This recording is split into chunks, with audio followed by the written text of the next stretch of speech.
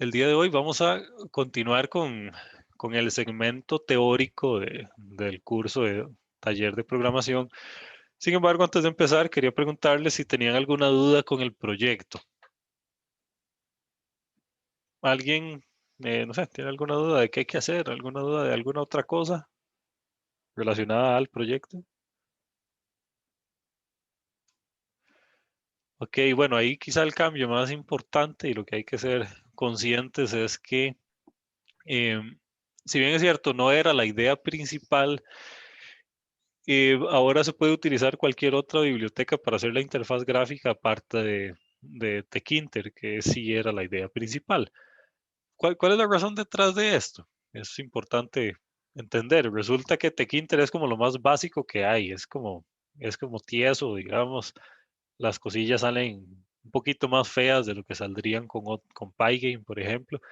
Sin embargo, bueno, es necesario que en estos procesos de aprendizaje uno empiece de lo más básico a lo más complejo, no al revés. Entonces, para que ustedes puedan tener un criterio y un punto de comparación de qué es fácil y qué es difícil, por eso es que se les había obligado a empezar con lo básico. Sin embargo, bueno, sucedió que algunos de ustedes ya tenían avanzado una parte importante del proyecto y de ahí no habían leído, no habían entendido la parte de que la idea era que lo hicieran con Tkinter. Entonces, si lo hacíamos obligado, esos estudiantes se iban a ver perjudicados porque básicamente iban a tener que empezar de nuevo y de ahí tampoco es la idea perjudicarlos. Y el motivo también que había detrás de esto es que ustedes pudieran utilizar Tkinter para que tengan un criterio de comparación respecto a qué funciona mejor que qué. Pero de eso es como lo único, digamos, no es que yo quería que usaran Tkinter por alguna otra cosa. Entonces, los que no han empezado, que por cierto ya les agarró tarde, les recomiendo empezar con Tkinter y no con Pygame. Y los que ya lo tienen avanzado y pues sigan con lo que sea que hayan escogido. Por cierto, ustedes me pueden preguntar acerca del proyecto. No queda así como tantísimo tiempo tampoco.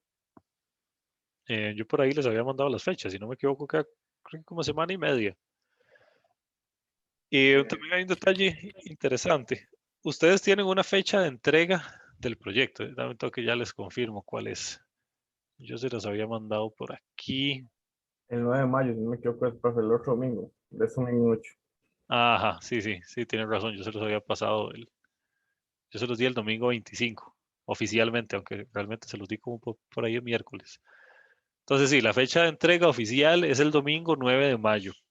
Sin embargo, yo no voy a revisar nada del proyecto hasta que ustedes tengan la defensa, que es en la semana del 10 al 14, idealmente.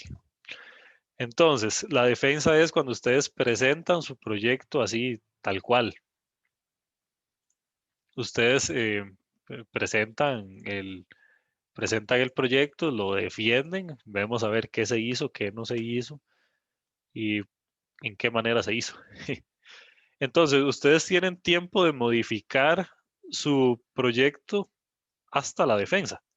Entonces, hay gente que va a tener la defensa el lunes 10. Hay otros que la van a tener el martes 11, otros el miércoles 12. Ustedes tienen permiso de modificar su proyecto hasta que no tengan la defensa. Me explico, digamos, ustedes lo entregan en teoría el domingo 9 y en teoría este día debería estar completo.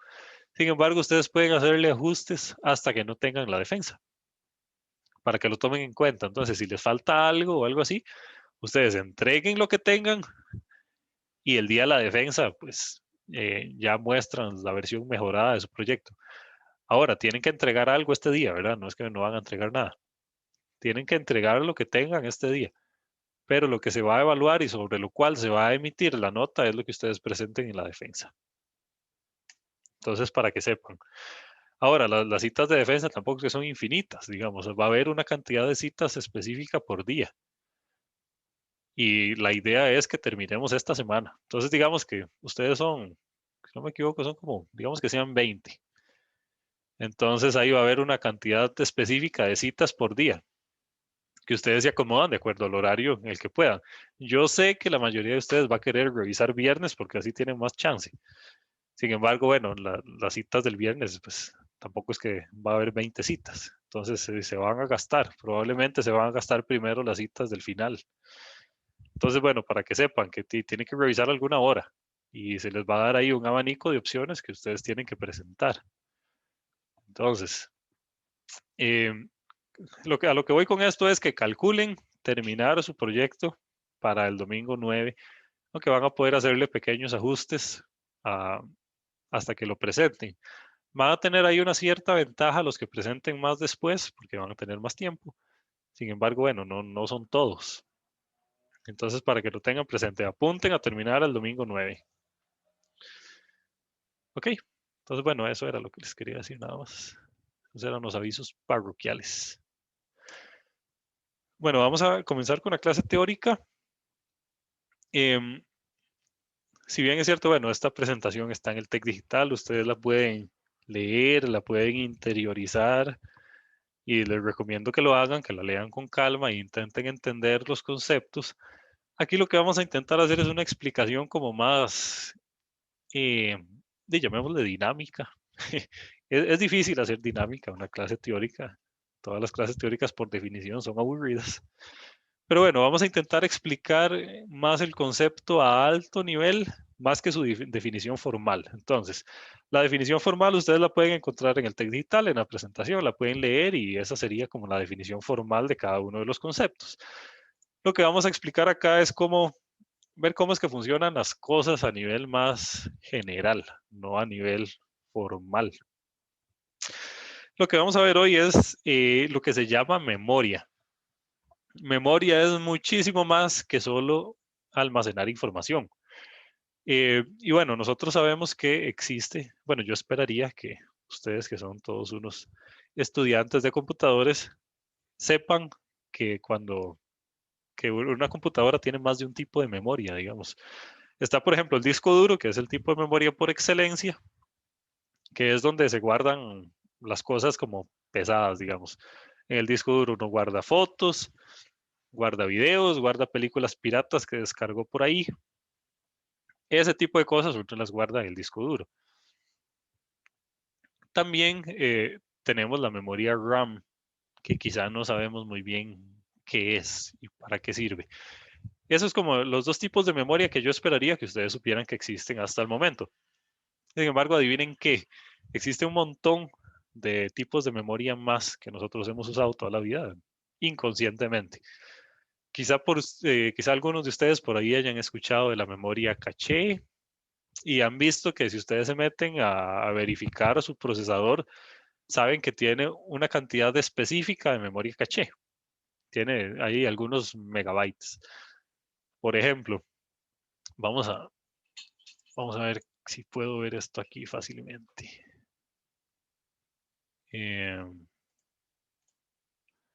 Yo me puedo meter aquí a mi compu. Vamos a ver qué sale.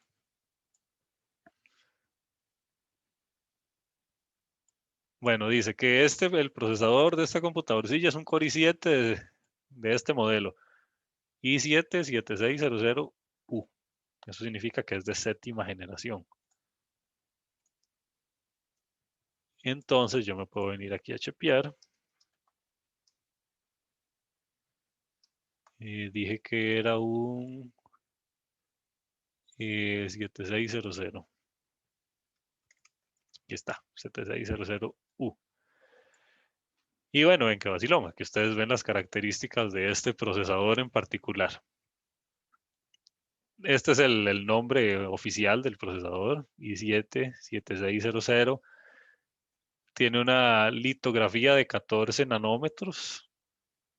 Eh, tiene dos núcleos, dos cores físicos, que estos dos cores físicos se convierten en 4 cores virtuales, digamos.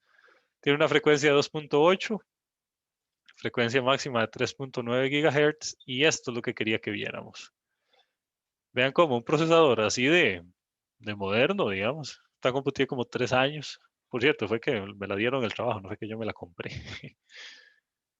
Eh, tiene apenas 4 megabytes de memoria caché. 4 megabytes es nada, digamos. Uno puede tomarse un selfie que ya consuma los 4 megabytes. Sin embargo, bueno, vean qué poquito es, qué poquito que es. Ahorita, el mejor procesador de Intel, así comercial, para computadoras personales que existe es el Core i9. Si ustedes se meten a chepear ahí las características del Core i9, van a ver que la cantidad de megabytes que tiene de caché, si bien es cierto, va a ser mayor a 4, que es este, pues no van a ser así un montón. No va a ser un giga de caché, jamás en la vida. Van a ser ahí, no sé, 10 megas, 16 megas, hablando mucho. Entonces vean qué interesante, cómo la memoria caché es pequeñilla. Y ustedes pueden hacer este mismo ejercicio con sus computadoras personales y van a ver que siempre van a tener una cantidad muy poquita de memoria caché. Hay otro tipo de memoria que ya no es tan transparente para nosotros como usuarios, que son los registros del procesador. Y rara vez hayamos escuchado de ellos. Pero bueno, entonces a lo que voy es que existe un montón de tipos de memoria diferentes. Todo se engloba bajo el esquema de memoria, porque de memoria es simplemente algo que guarda información y ya. Pero es diferente tipo de memoria con diferente velocidad de acceso, con diferente capacidad de almacenamiento y se utiliza para diferentes cosas. Ok. ¿La memoria para qué sirve? Para guardar datos. ¿Y qué datos son? Eso es que depende de qué tipo de memoria. Pero básicamente memoria es guardar cosas. Y la memoria siempre va a estar constituida por celdas, digamos. Es como, imaginemos una matriz, como la matriz que estábamos viendo hace un rato en intro. Es una matriz donde cada celda guarda determinada cantidad de información. Y cada celda tiene una dirección de memoria. Entonces, cuando uno va a buscar a memoria, no tiene que saber dónde va a ir a buscar, sino qué va a hacer. Entonces, uno tiene una memoria que ocupa buscar un dato, pero tiene que saber dónde está ese dato. Entonces, cada celda tiene asignada una dirección. ¿Qué es este dibujito que está aquí abajo? Que quizá no queda muy claro, entonces vamos a hacer aquí sacar mis dotes de pintor. Y bueno, imaginemos una memoria que se ve, toquecillo, imaginemos una memoria que digamos que es así. Ahora, nosotros podemos imaginar la memoria como una cuadrícula. Si bien es cierto, esto no es del todo correcto, digamos, hagamos así que sean 3 filitas. Si bien es cierto, esto ya en la implementación real, esto está lejos de ser una cuadrícula, pero es una manera sencilla de entenderlo. Y digamos que sea algo así, algo así. Ok, esta es mi memoria.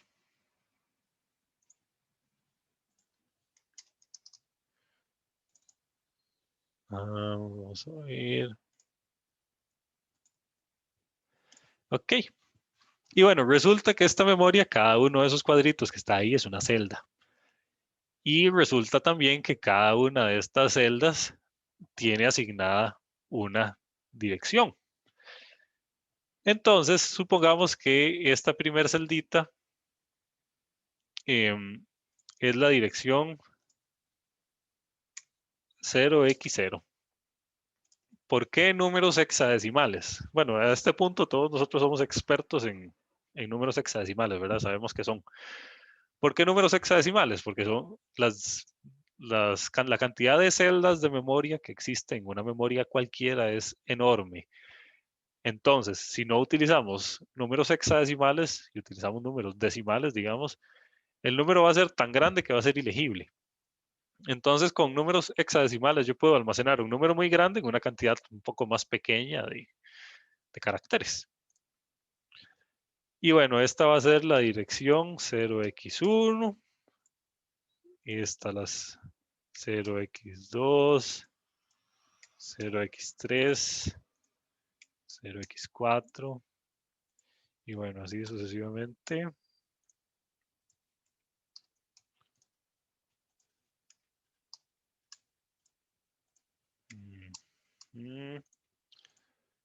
0x9. Y aquí pues ya empiezo a utilizar las letras. Eso es lo bonito de Hexa. 0xa, 0xb. Entonces cada celda de memoria tiene asignada una dirección. Entonces si yo les digo, tráiganme el dato que está en la posición 0x5, ustedes vienen, se meten a esta celda y ven qué dato hay ahí. Entonces para eso es que nos sirve la dirección de cada una de las celdas. Ahora, hay otro concepto interesante en memoria, y es que uno en memoria no puede almacenar lo que le dé la gana. Como ustedes, bueno, bien se pueden imaginar.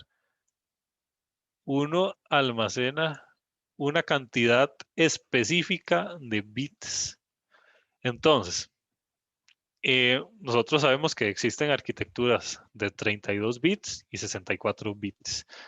La mayoría de nuestras computadoras personales van a ser de 64 bits.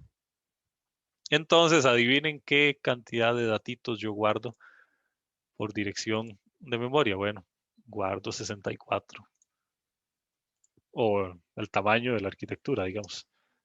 Entonces yo aquí voy a guardar apenas 64 bits. En la siguiente celda, bueno, evidentemente tiene que ser, el tamaño tiene que ser estándar. Entonces en la otra celda yo voy a guardar igual 64 bits. Y bueno, así sucesivamente. Nuevamente hago la aclaración, esto en la implementación real de memorias reales, esto no se comporta así, las celdas son más pequeñas, no son de 64 bits, aunque depende del tipo de memoria, hay memorias que sí son de 64 bits, pero nosotros para entender el concepto, bueno, vamos a partir del hecho de que es así. Eso significa de que yo aquí puedo tener un dato almacenado y ese dato llamémosle dato A. Poner así grandote.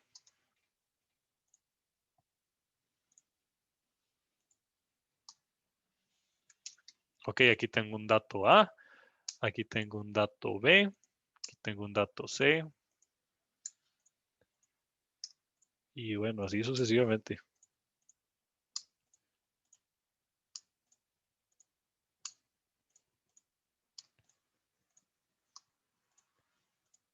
Y L, bueno, espero no haberme brincado ninguna. Pero bueno, donde las letras A, B, C hasta la L corresponden a cualquier dato, digamos. Pues eso puede ser cualquier dato. ¿De qué tamaño va a ser ese dato? De 64 bits. Entonces, ¿qué pasa si yo tengo un dato muy grande que tengo que almacenar? Digamos que tengo estoy guardando una foto, un selfie que me tomé, y ese selfie es de 1024 bits. Entonces, para yo poder guardar esa fotito que me tomé de 1024 bits, entonces voy a ocupar un montón de celdas de memoria. ¿Cuántas? 1024 dividido entre 64, que es la cantidad de bits que yo puedo almacenar por cada una de las celdas. Y si sacamos nuestra calculadorcita, vamos a ver que 1024 dividido entre 64 nos da 16. Eso significa que yo voy a necesitar 16 celdas de memoria para almacenar este dato de 1024 bits. Ahora, 1024 bits no es nada, digamos. Eso no hay una foto de ese tamaño. Entonces, para que ustedes vean que para poder almacenar un dato, yo necesito un montón de celdas de memoria. Y ahora, bueno, ya yo almacené mi foto en 16 celdas de memoria. Cuando los voy a leer, si yo leo únicamente una celda, estoy leyendo únicamente un 16avo de foto, digamos. Entonces, cuando yo esté recuperando los datos, tengo que ser conscientes de que para reconstruir el dato original necesito leer un montón de celdas de memoria y necesito después pegar los datos. Y pegar todas las celdas, digamos, y eso me va a dar como resultado el dato original que yo guardé, o sea, mi foto original que yo guardé. ¿Estamos bien hasta acá? ¿Alguien tiene alguna duda de este punto? ¿Sabían esto, por cierto?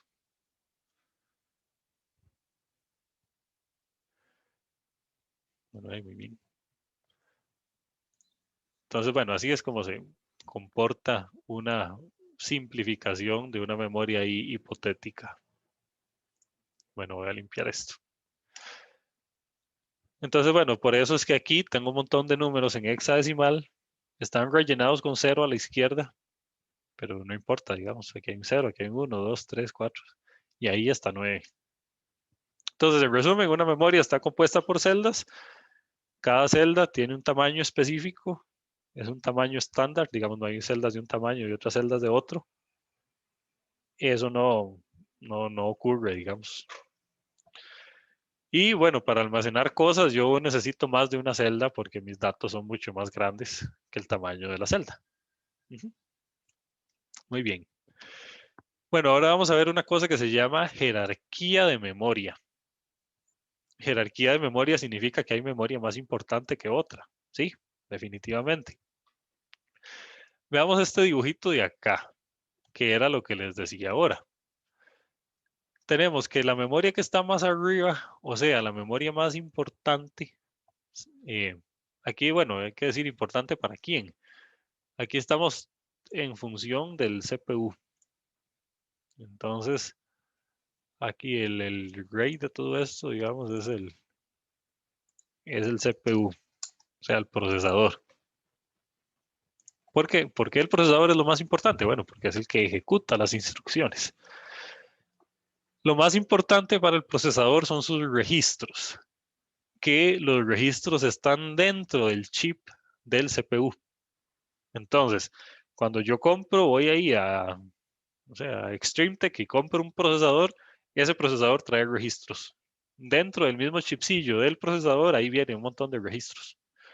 Y esos son los más importantes para el CPU porque son con los que el CPU trabaja. Después le sigue la memoria caché, que la memoria caché es la que les enseñé hace un rato, que en el caso de esta computadora tiene apenas 4 megabytes de memoria caché. Es muy poquito. Después sigue la memoria principal, o sea, la memoria RAM. Y después sigue la memoria secundaria, o sea, disco duro. Digamos aquí HDD o SDD, lo que sea que tenga. Y entonces, bueno, vemos que al menos en el caso de esta computadorcilla, que es la que conozco, yo tengo de caché 4 megabytes. Tengo de memoria RAM 16 gigabytes. Tengo de disco duro, creo que son 255 gigabytes. Entonces vean cómo se amplía impresionantemente hacia abajo la capacidad de almacenamiento. Veamos, pasé de 4 megabytes de caché a 250 gigas de memoria de disco duro. Entonces veamos cómo cuando la memoria es menos importante, va a tener un tamaño muchísimo mayor. Pero es que la diferencia de 4 megabytes a 255 gigabytes es impresionante. Cambiamos órdenes de magnitud, inclusive. Digamos, pasamos de megas a gigas. Eso es un cambio impresionante. Ahora, aquí hay otro detallazo. Entre más pequeña sea la memoria y más importante sea para el disco duro, así va a ser su velocidad de acceso. O sea, estos registros tienen una velocidad de acceso impresionante comparado con el siguiente nivel jerárquico, o sea, con la memoria caché. Y ni para qué decirlo, con la memoria RAM y con la memoria secundaria. Pensemos en lo siguiente. Si yo soy el CPU, escribamos lo mejor para que se entienda. Eh, si yo soy el CPU y traer un dato, traer un dato del registro toma un segundo, traer un dato del disco duro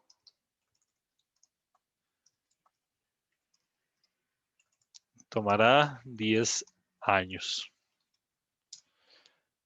Esto es una manera de entender la diferencia tan abismal que existe en los tiempos de acceso de la memoria en función de qué tan cerquita esté del CPU. Entonces, si nosotros somos el CPU y traer un dato de un registro toma un segundo, traer un dato del disco duro para el CPU es como que tomara 10 años. Entonces, de un segundo pasamos a 10 años. Ahora, es una por otra. Nosotros podríamos pensar, bueno, entonces, ¿por qué no quitamos el disco duro y ponemos todo en la memoria caché? Bueno, es que no se puede. Bueno, realmente sí, sí se podría. Pero hay otro detalle acá. Entre más rápida es la memoria, más cara es. Entonces, si yo me hago una memoria caché de, no sé, de 300 gigabytes, esto puede costar $1.000.000, digamos. Entonces es inviable. Por eso es que existen diferentes jerarquías de memoria. Porque, bueno, sería inviable hacer este tipo de cosas. Y aparte que ya ahí hay restricciones físicas, digamos. Tal vez no podamos hacer memorias caché tan enormes, porque entonces tal vez el CPU no las pueda direccionar o qué sé yo. Pero bueno, entonces en resumen, entre más lejos esté la memoria del CPU, va a tomar más tiempo de acceso. Tiempos de acceso impresionantes entre un nivel y otro, digamos, tal como ese ejemplo que les puse hace un rato. Y entre más lejos esté yo del CPU, es más barata la memoria. De hecho, si ustedes se meten a Amazon y van a ver que un disco duro de 1 tera, digamos, cuesta $100 y una memoria RAM de 64 gigas puede costar igual $100. Entonces uno diría, bueno, por qué la capacidad, eh, por qué si esta es más pequeña cuesta igual que esta otra que es mucho más grande? Es porque construir memoria secundaria es mucho más barato que construir memoria principal. Y sucede así con la caché. La memoria RAM es mucho más barata que la caché que viene en el disco, en el CPU. Y bueno, entonces, entre más cerquita esté el procesador, más rápido es. Entre más lejos esté, más lento es. Pero es que no es que es un poquito más lento, es que es muchísimo más lento. Y bueno, entre más lejos esté, más grande va a ser la capacidad. Ujú. Hasta aquí, ¿algún comentario o algo? ¿Alguna duda? Profe, una pregunta con lo de antes, lo de Ujú, las celdas. ujú. Esto es solo para las unidades de estado sólido, ¿verdad? Para los discos duros, ¿no? Em, sí, bueno, realmente así no es para ninguno. Para ninguno de ellos se comporta como celdas, pero es como una manera de modelar memoria fácil de entender. Si bien es cierto, los discos duros magnéticos, de lo que hay ahí no es una celda, sino es que es una fila gigante de unos y ceros, que él va accediendo pedacito por pedacito. Entonces, al final usted puede modelar cualquier tipo de memoria como si fueran celdas. No sé si me explico, digamos. Usted tiene un disco duro que tiene así almacenados una cantidad infinita de unos y de ceros, de manera secuencial. Pero usted dice, bueno, voy a acceder a los primeros, voy a acceder en pedacitos de 4. Entonces, bueno, estos primeros 4 es un pedacito. Después estos otros segundos 4 es otro pedacito. Y así sucesivamente usted va accediendo pedacitos. Cada uno de estos pedacitos usted podría verlo como una celda. Si bien es cierto, bueno, las memorias no se comportan como una celda en la vida real, digamos, no están construidas como celdas, uno las podría modelar como si fueran celdas. Es simplemente una simplificación de lo que sucede en la vida real.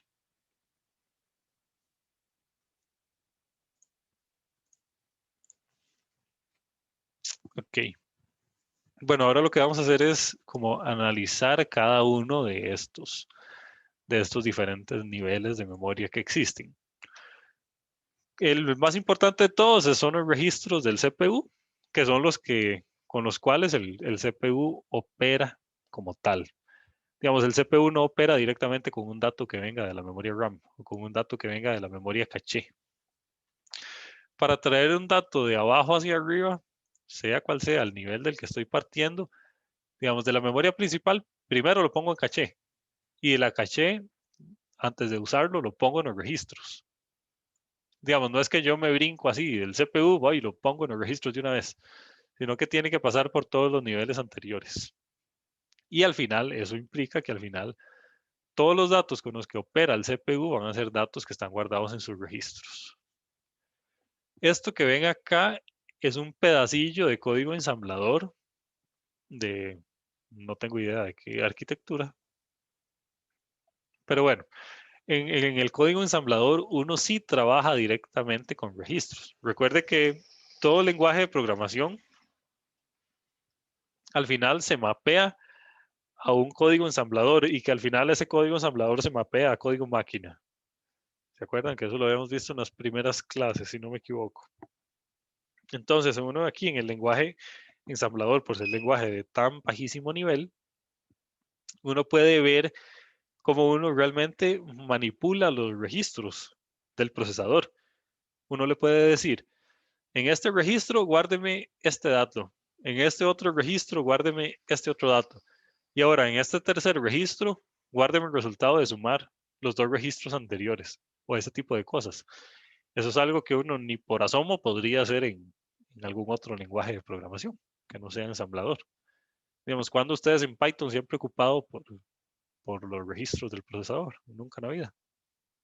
Ni lo van a hacer, al menos que estén con ensamblador.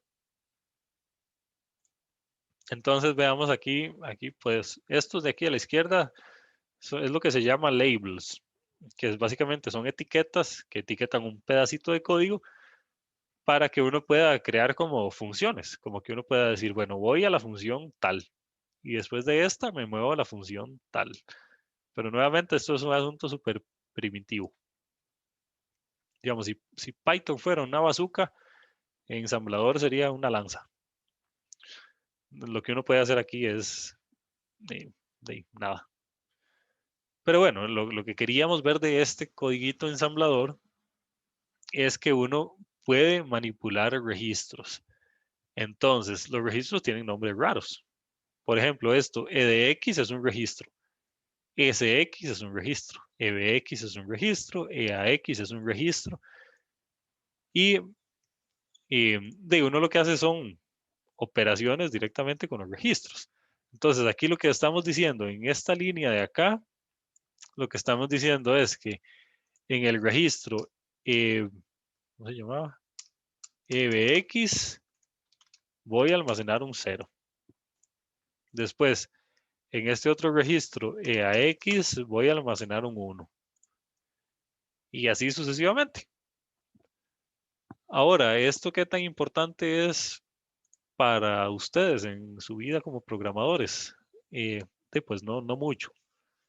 Es simplemente para que ustedes entiendan que esto existe y bueno, para que sepan que al final el procesador lo único que ejecuta son instrucciones ensamblador. Si ustedes escriben en un lenguaje de programación de muy alto nivel, al final todo de una u otra manera llega a mapearse a instrucciones ensamblador. Y esas son las que ejecutan, las que el procesador ejecuta. Y el procesador lo hace a través de sus registros. Ahora, ¿cuántos registros tiene un procesador? ¿Para qué sirven? ¿Cuántos están disponibles? ¿Cuántos no? Eso depende directamente de la arquitectura y del procesador que yo esté usando. Hay procesadores que tienen una cantidad de registros, otros tienen otra.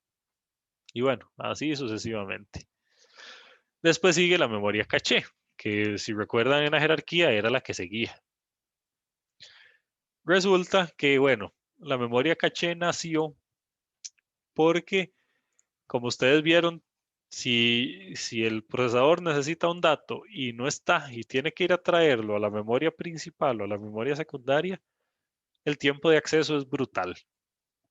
Entonces se creó una memoria aquí intermedia que lo que hace es intentar adivinar, y esto es algo súper importante, intenta adivinar cuál va a ser el siguiente dato que va a necesitar el CPU para tenérselo listo cuando él así lo necesita. Así, cuando el CPU necesita un dato, voy y lo traigo a la memoria caché y no voy y lo traigo a la memoria secundaria o a la memoria principal. Ahora, ¿cómo hace la memoria caché para adivinar cuál es el dato que sigue? Estos son algoritmos súper pesados y son algoritmos predictivos impresionantes. No se pone a pensar y al final esto funciona casi que como magia. Pero hay un algoritmo ahí, hay todo un teorema ahí, bueno, no teorema, un área de investigación que dice que si yo tengo, digamos, un toquecito para dibujar de nuevo,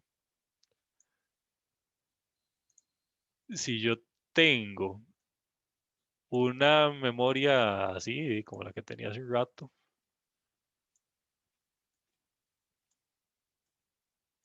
así que tiene esta cantidad de datos, y digamos que le voy a poner aquí estrellitas a cada uno de los datos.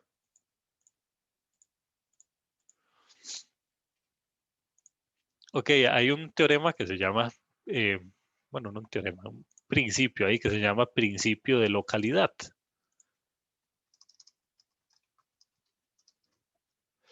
Que básicamente lo que dice es que si yo accedo determinado dato, o sea, si yo vengo y accedo a este dato, existe una gran probabilidad de que el dato que yo necesite después vaya a ser los datos que están a la par del dato que yo accedí.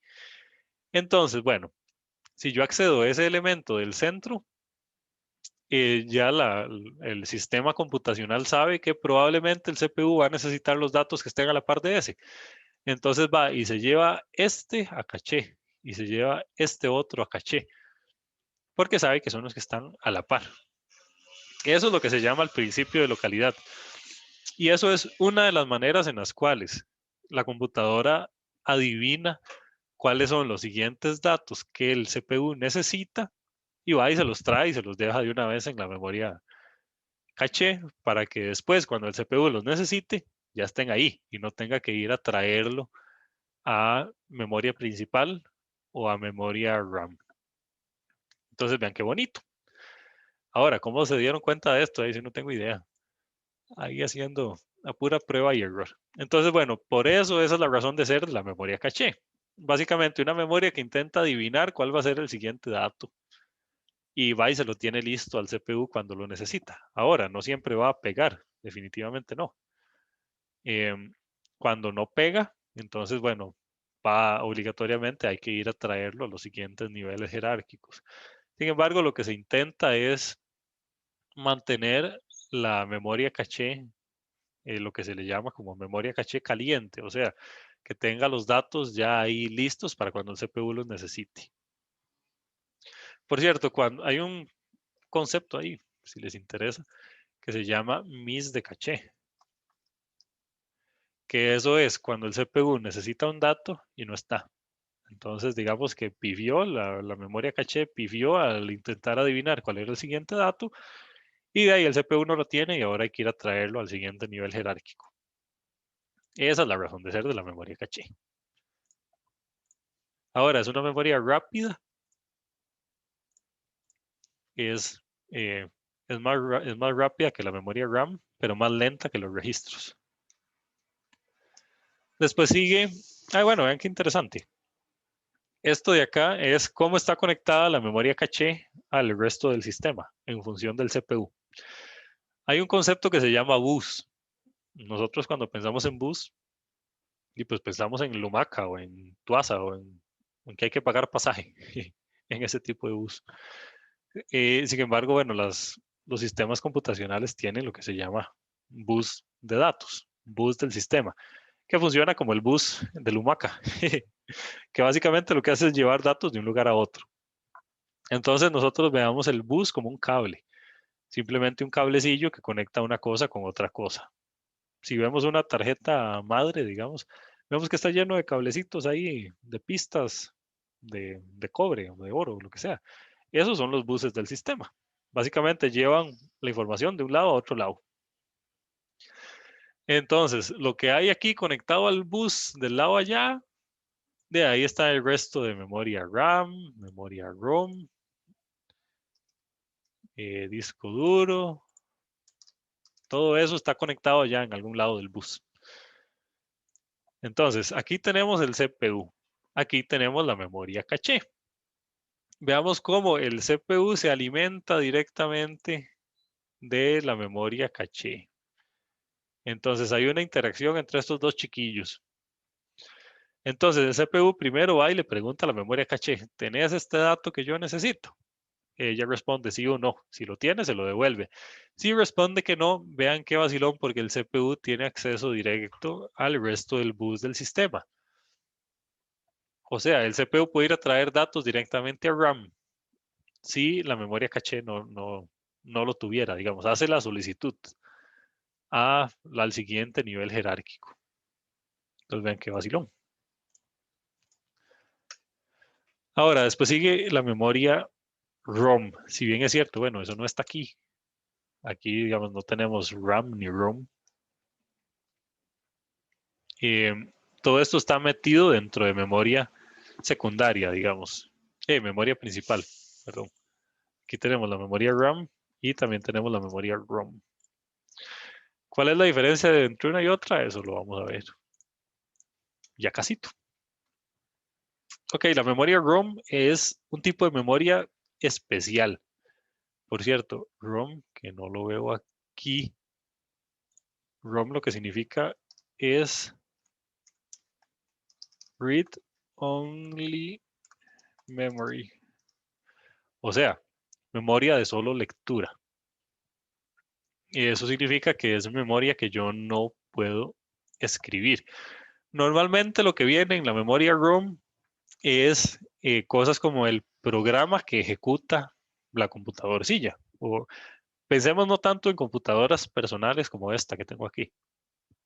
Pensemos en sistemas embebidos. Pensemos, por ejemplo, en un microondas. Un microondas, lo único que hace, tiene un sistemilla ahí, tiene un programilla. Lo único que hace es que cuando uno aprieta un minuto y le da start, que cuente que realmente transcurrió un minuto y ya después se pare. Que cuando uno le aprieta el botón de que haga palomitas, que escoja una cantidad de tiempo que haga palomitas y ya. Eso es un programa, es un programita, digamos, súper simple. Podríamos pensar que es hasta un programa tonto. Este tipo de programitas está almacenado en una memoria que es de solo lectura, digamos.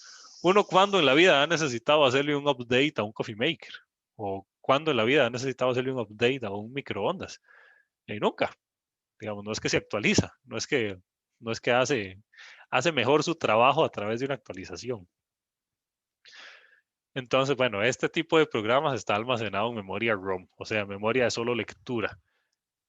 Ahí guardé el programa, lo hicieron, alguien escribió el programilla al microondas, lo hizo, lo guardó ahí en esa memoria y ese programa va a servir durante toda la vida útil del microondas. Al final uno bota el microondas y ahí va ese programa.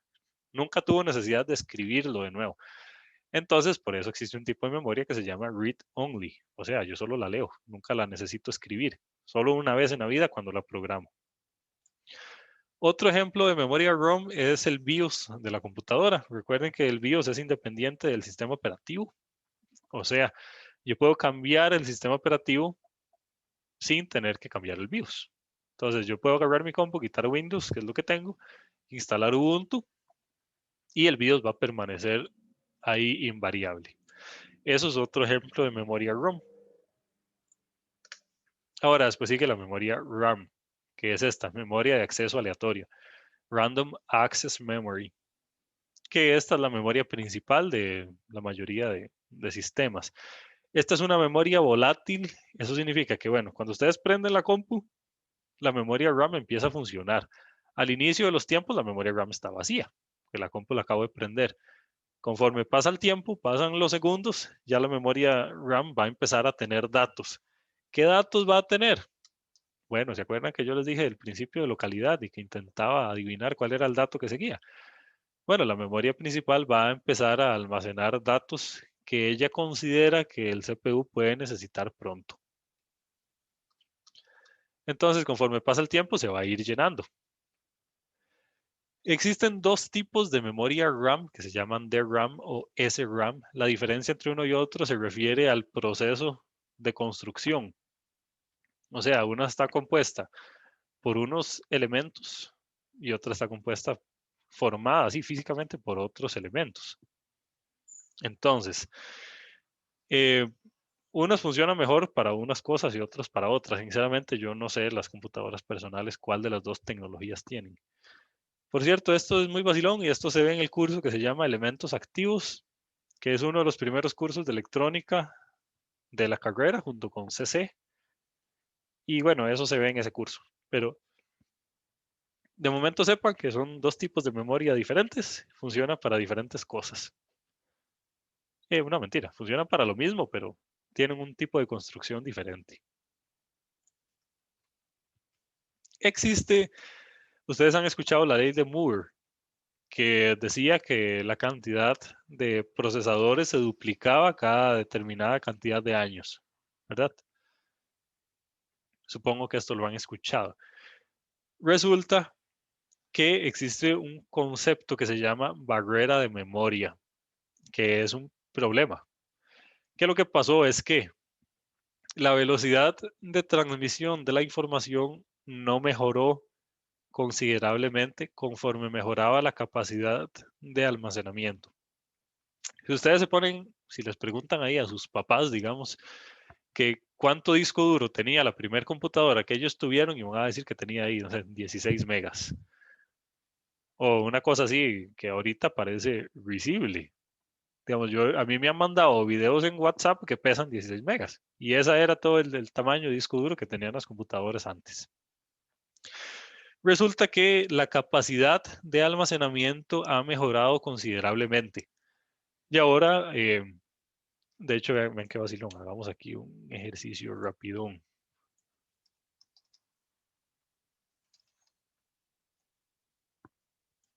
Vean qué impresionante los discos duros que hay actualmente. Vamos a ver cómo hago yo aquí para comprar algo. Esta. Vamos a armar una MacBook, no, una Mac Pro. Aquí, en algún lado, aquí yo le puedo dar comprar. Y aquí yo digo cuáles son las características que yo quiero de esta computadora. Por cierto, van a ver el precio con el que termina esto. Agarremos esta. Le damos configurar. Y bueno, aquí escogemos el procesador. Agarremos el mejor procesador. Vean que esto de aquí es la memoria RAM. Vemos que yo puedo escoger 1.5 teras de memoria RAM. Eso es algo impresionante. Ahora aquí la tarjeta gráfica, ¿en qué jeta? Aumenta $11,000 si yo escojo una tarjeta gráfica u otra. Esto es lo que quería que viéramos. Vemos que yo puedo escoger 8 teras de disco duro en estado sólido. Por cierto, esto es impresionante, digamos. Estas computadoras son un servidor. Entonces, bueno, esto es lo que quería que viéramos. 8 teras de disco duro. Si ustedes le preguntan a sus papás, el disco duro antes era de megabytes, 16 megabytes, 64 megabytes. Y eso no fue hace mucho. Digamos, sus papás no son tan mayores. Eso pasó hace, digamos, 10 años. Entonces, digamos, en espacio de 10 años, nosotros pasamos de tener 16 megabytes de memoria a tener 8 terabytes de disco duro en un espacio de 10 años, que 10 años no es mucho. Digamos, hace 10 años ustedes estaban en la escuela, creo. En espacio de 10 años dimos ese salto tan impresionante de 16 megabytes a 8 terabytes. Ahora, ¿ustedes creen que la velocidad de acceso a los datos ha mejorado en este nivel tan abismal? La respuesta es que no. Si bien es cierto, aumenta impresionantemente la cantidad de datos que yo puedo almacenar en un disco duro, su velocidad de acceso no ha mejorado en este mismo nivel de magnitud. Digamos, visto de una manera diferente. ¿Será que hay un dibujito? Vamos a ver. Tengo un dibujillo aquí en X y en Y. Abajo tengo el tiempo. nosotros sabemos que la capacidad de acceso, la capacidad de almacenamiento está creciendo a niveles así. Digamos así. Aquí, al inicio de los tiempos, siguiendo con el mismo ejemplo, yo tenía 16 megas. Ahora tengo 8 teras. Si ustedes se ponen a pensar, la diferencia entre 16 megas y 8 teras es impresionante. Son órdenes de magnitud entre una y otra. Y esto que está aquí en rojillo es pongámosle almacenamiento. Resulta que, si bien es cierto, la velocidad de acceso ha mejorado, no ha mejorado al mismo ritmo del que ha mejorado la capacidad de almacenamiento. Ah, no, eso aquí me equivoqué. Esto debería de haber sido de este color.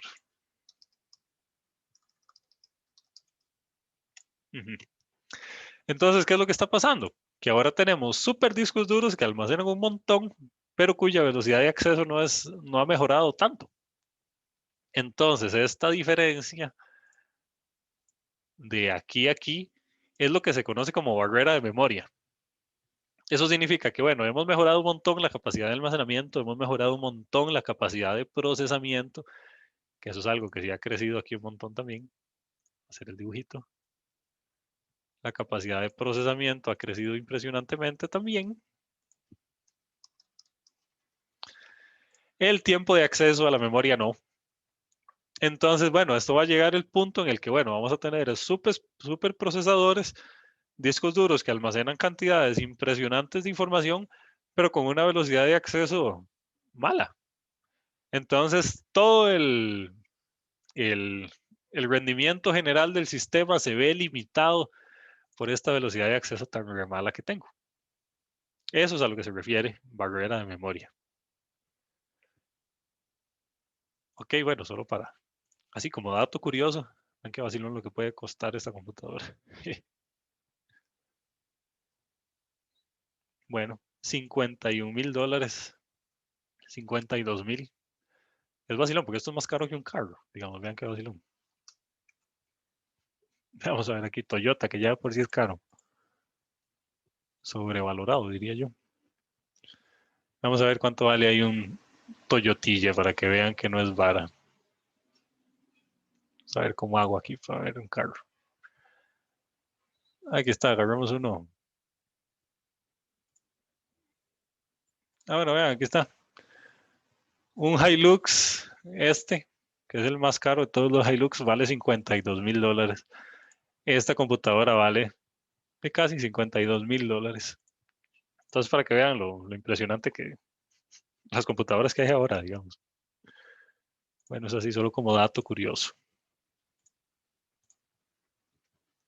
Y bueno, eso es a lo que se refiere barrera de memoria. Espero que les haya quedado claro. Y bueno, vamos a dejar la clase hasta acá. Básicamente cubrimos el tema de qué es la memoria y cómo se comporta. Y bueno, antes de irnos, quería preguntarles si alguien tiene alguna duda, comentario o algo. ¿Qué les pareció?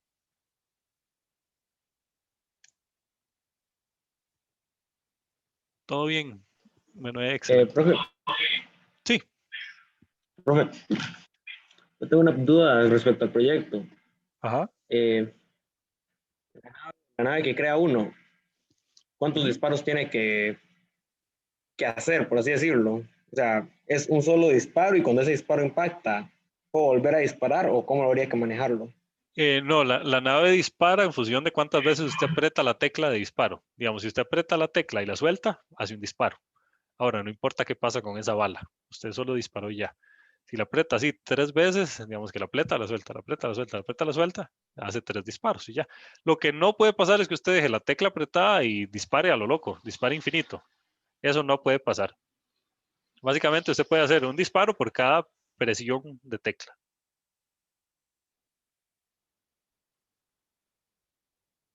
Como sin ningún límite, Sí, por así sí, decirlo. sin ningún límite. No, no tiene límites de disparos.